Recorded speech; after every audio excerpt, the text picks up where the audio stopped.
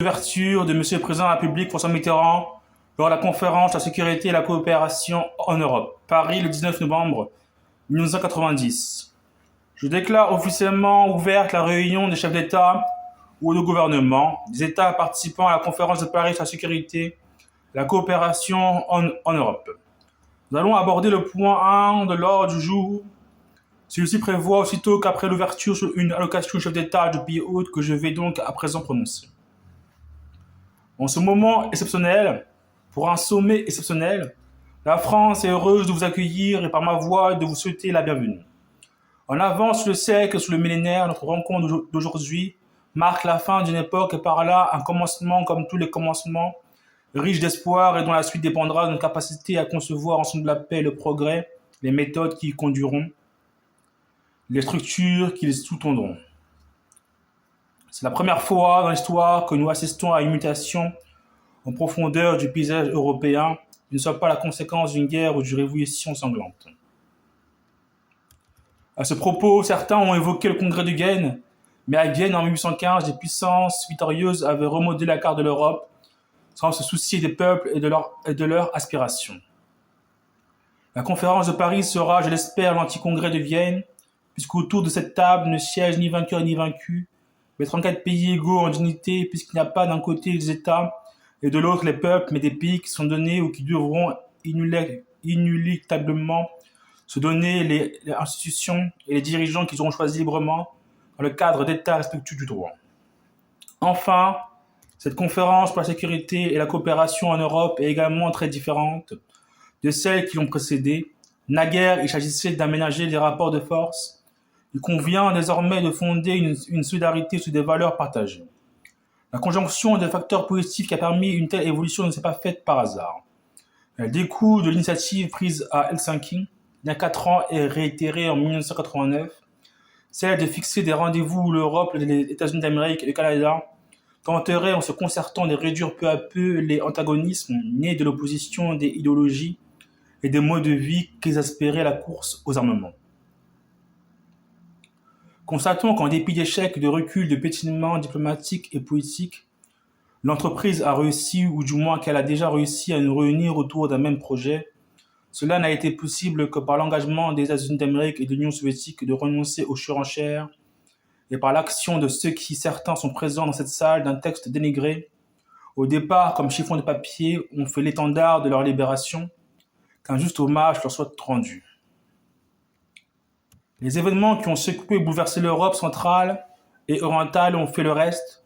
Entre-temps, la CSCE est restée le seul endroit où, pendant les années de la guerre froide, a pu se nouer et se poursuivre le dialogue entre tous. De telle sorte qu'elle est devenue un point de ralliement, le centre d'un débat qui porte en lui l'avenir de l'Europe et pour une large part l'avenir de la paix. Je tiens à vous le dire, mesdames et messieurs, mon pays ressent profondément l'honneur d'avoir été choisi pour la consécration solennelle de ce nouveau départ. Mais qu'est-ce donc ce qu'on a appelé le processus de la CSCE ? Des principes et une méthode. Les principes sont ceux qu'a énoncé l'acte final d'Helsinki et qui ont pour objet de régir les relations entre les États participants. Il n'y a rien à en retirer. La méthode est celle du dialogue entre les pays impliqués sur la scène européenne.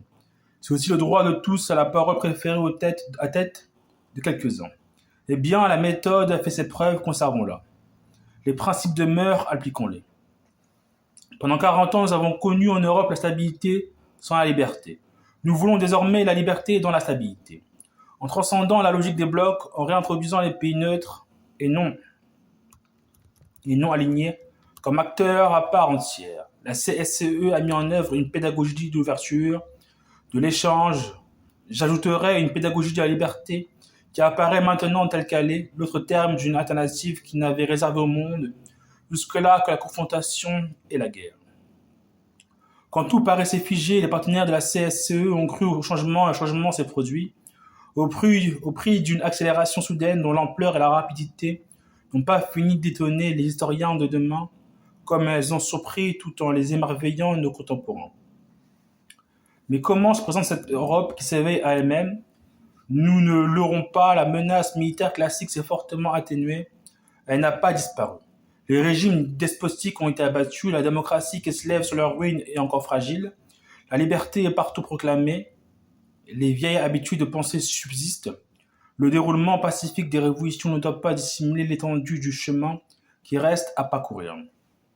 Des risques nouveaux apparaissent en effet si le découplage économique et technologique se substitue à la division idéologique. Qu'aurons-nous gagné?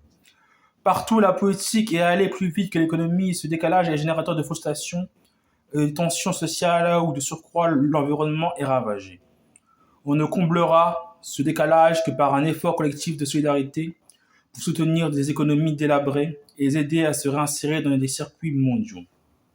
De même, avons-nous surmonté la coupure de l'Europe en deux blocs pour la voir exploser sous l'effet d'aspirations trop longtemps étouffées par la contrainte? Quoi qu'il en soit, constatons qu'avant même son ouverture, le sommet a produit par anticipation ses premiers effets.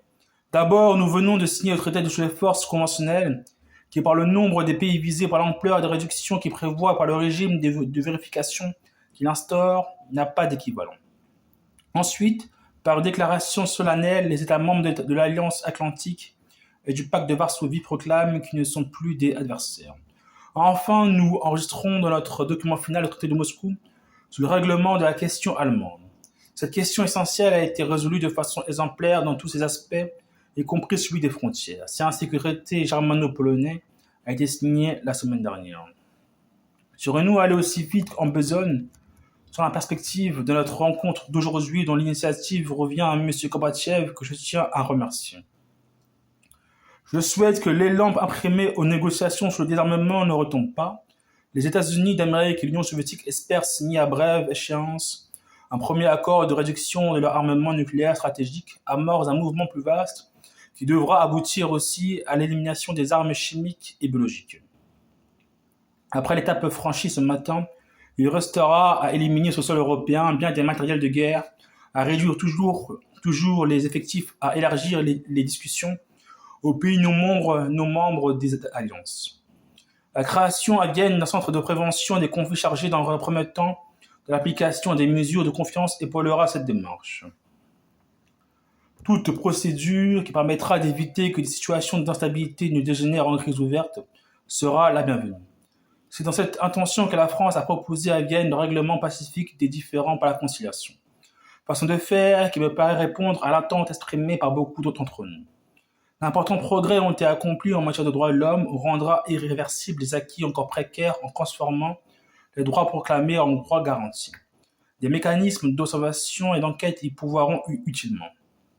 Qu'un État puisse être appelé à rendre des comptes n'a rien de scandaleux. Dès lors qu'on cherche à créer un espace juridique que la même norme s'impose à tous et partout préalable absolu au dépassement des divisions anciennes, il n'y aura pas de vraie stabilité en Europe aussi longtemps que demeureront les zones sous-traites à la règle de droit.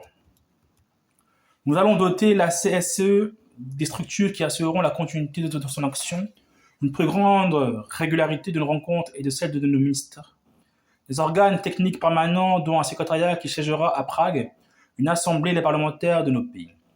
Dans autres domaines évoqués par le document final, qu'il s'agisse de la coopération économique, de l'environnement, de la culture, laissons à la CSCE son rôle d'impulsion de s'en accabler de tâches qu'elle est moins bien outillée que d'autres pour remplir. En matière d'institutions, l'Europe n'est pas une page blanche. La communauté économique européenne, forte de ses 12 membres, à son marché unique qui aspire à resserrer ses liens économiques et politiques, a d'ores et déjà entamé une coopération avec ses voisins d'Europe centrale et orientale.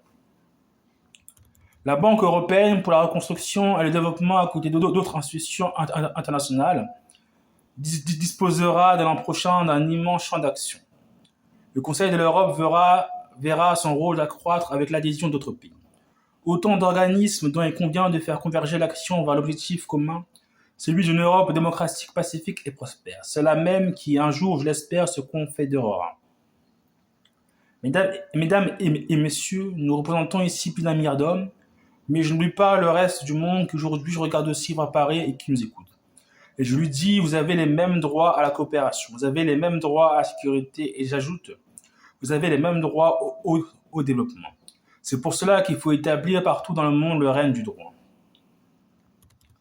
L'actualité, et je pense d'abord à la crise du Golfe, nous ramène à ces réalités. Ici, les guerres qui menacent, qui s'éternisent, les violations du droit international. Dans combien d'endroits au sud de la planète, misère, inégalité, sous-développement Pourquoi la méthode CSCE qui a produit de si probants résultats ne s'appliquerait-elle pas aussi à d'autres régions du monde? Que les pays du Sud, et particulièrement nos voisins de la Méditerranée, comprennent nos intentions. La fin de la confrontation au Nord ouvre de nouvelles perspectives de coopération et non l'inverse. Mesdames et messieurs, la conscience européenne ne date pas de ce jour, mais il n'y a guère eu de traduction politique de ce qui, dans l'ordre intellectuel, artistique, spirituel, est perceptible depuis des siècles. Plus exactement, le mythe de l'unité européenne ne s'est jamais incarné sous des formes brutales de tentatives d'hégémonie. Si nous le pouvons, l'utopie d'hier peut commencer à devenir réalité, assurant à chacun des États et ses présents une qualité particulière de relations fondées sur l'égalité des droits, la sécurité, la solidarité. Si nous accomplissons ce tour de force, qu'exemple adressé à ceux qui, aux quatre coins de la planète, refusent la résignation et le désespoir. Il nous faut donner corps à cette belle promesse qui a pour nom Europe. Vive la France, vive François Mitterrand et vive la République française.